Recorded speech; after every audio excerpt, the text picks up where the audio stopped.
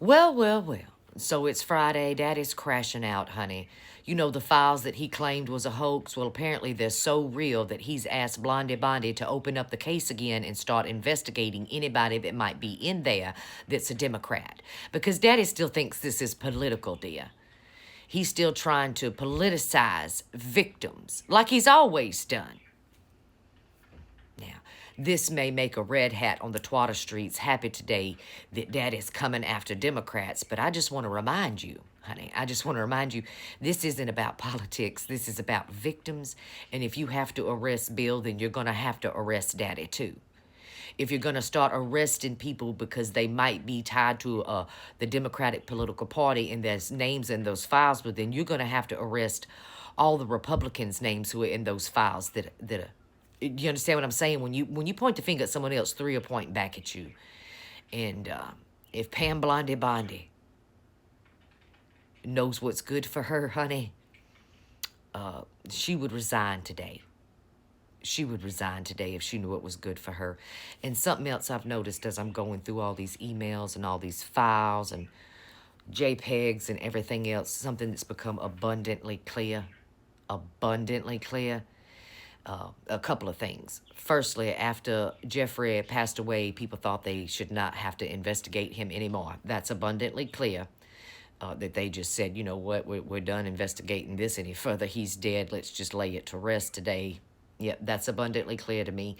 And number two, it is abundantly clear to me through several emails that I have read now that just seem like they're not really talking about anything, but when you add in connection the date of said email, it is abundantly clear to me that Daddy was still in cahoots or still had extreme ties to the Epstein guy, his first go-round in White House Town.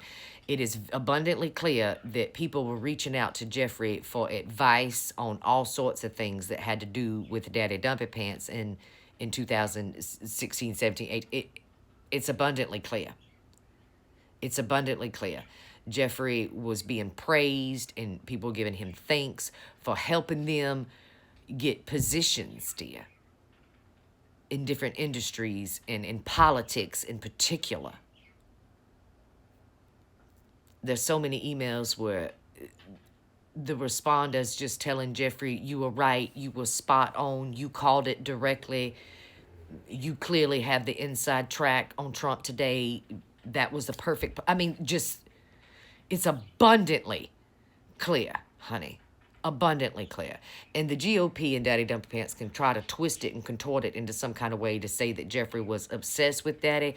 But when we're looking at some of these emails being dated, 2018 and prior, that directly have to do with intelligence briefings. There's just so much. It's going to take me quite some time to get through it and put it together in a way that is digestible today. So y'all going to have to give me this weekend. I'm going to keep digging into it, friend. But Daddy is crashing out in a big way today. He's asking Blondie Bondi to reopen the case, re-go through the files, and come after Democrats, honey. And that's going to backfire. That's going to backfire. If he starts trying to bring cases against individuals just because they are politically in the blue and their name was mentioned in the files, well, then we're going to have to bring cases against you, Daddy, because, honey, you are the files. You are the files, orange guy. Shit. Whew, baby. I gotta take a break. I gotta take a break and make me some coffee and get me a bite to eat, honey. I've been deep in it today. I've been deep in it today. And it's also revealing quite a few other things. It's also revealing to me that the way a man's mind works is more twisted than you could ever possibly thought it could be. There's this one artist who does very, very controversial art and has since the 80s, and he is in direct communication with Epstein constantly over the last, decade, just for a long time, this man. His name is Andrew something or another. Honey, Andrew Serrano. Baby, they talk to each other a lot.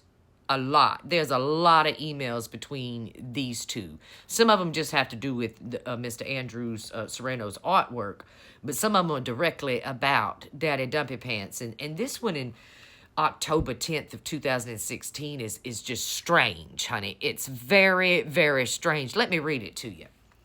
At 8:09 p.m. on the 10th of October in 2016, Mr. Andrew Serrano emails Jeffrey, importance, of high importance. He says, Jeffrey, I was prepared to vote against Trump for all the right reasons, but I'm also disgusted by the outrage over the grab them by the pussy that I might have to give Trump my sympathy vote.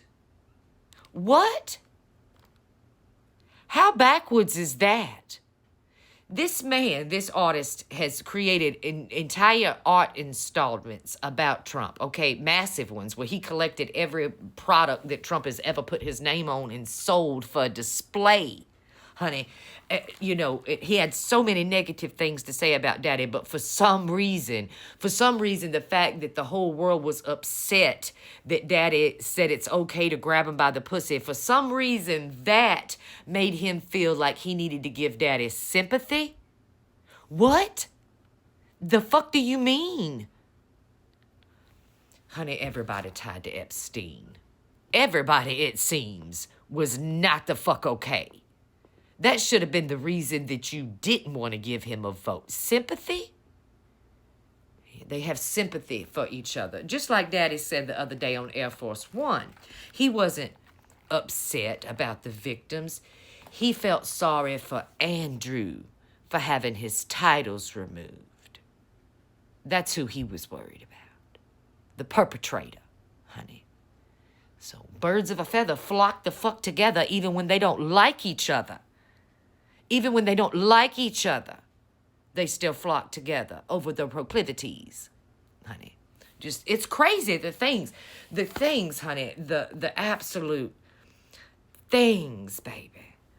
I mean, it's just, it's so much, honey. Oh, my goodness. And there's people in 2017 emails sent with Jonathan Farkas, honey, about, a lady, I guess, that was introduced to him by Epstein. He tells Epstein that he's currently seeing Heidi, but he doesn't think that it will turn into a long-standing romance because he himself is a bit old and short. He talks about how Summers got her appointment from Trump, and she's on the White House Fellowship Committee through Woody and Suzanne Johnson. What I'm saying to you, dear, is see how it's becoming evidently clear that Epstein was helping people get appointments in Daddy's regime in 2017. You see what I'm saying, baby? Yeah. He didn't cut off Epstein, honey, in no kind of fucking way. Nope. Epstein was helping Daddy. Now, he was playing devil's advocate, too, because he was also in a whole lot of talks with people about how to better help Hillary. But what I seen more was other people reaching out to Epstein about ways to help Hillary, and I didn't see a whole lot of Epstein reaching back out to them about things they could do to help Hillary. You see what I'm saying? He was accepting advice because he had so many ties to the Democratic Party and to donors of the Democratic Party, but he wasn't actually issuing them any advice on what to do other than sending them tidbits of things that they might want to use to cause, defamation against the orange dude. So, yeah, he was sort of playing devil's advocate, but from what I can see, he was more interested in helping out Daddy, because Daddy was manipulating financial markets that were falling in the favor of both political parties. It's so much, honey. It's so much. Anyway, let me hop off of here. I got to get myself a bite to eat and get some coffee in me and get back to reading expeditiously.